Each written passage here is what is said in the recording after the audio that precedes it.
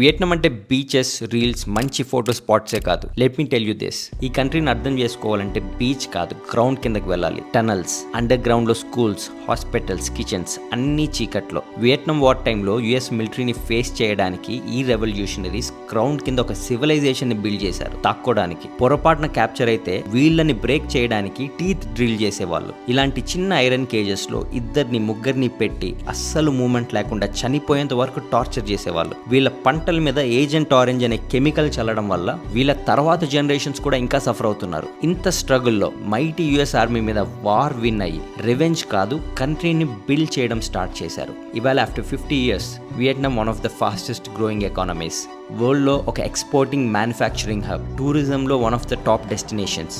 అప్పట్లో ఫైట్స్ వేరే, సాక్రిఫైజెస్ వేరే. మనకు కూడా ఇవాళ మన లైఫ్లో స్ట్రగుల్స్ రియల్ అనిపిస్తాయి, కానీ హిస్టరీ చూస్తే మన కష్టాలు చాలా చిన్నవి. ఎందుకంటే ఇవాళ నువ్వు నేను అనుభవిస్తున్న ఫ్రీడమ్ మనది కాదు, మన ముందు తరాలు చెల్లించిన సాక్రిఫైస్ అండ్ బ్రేవరీ వల్ల వచ్చింది.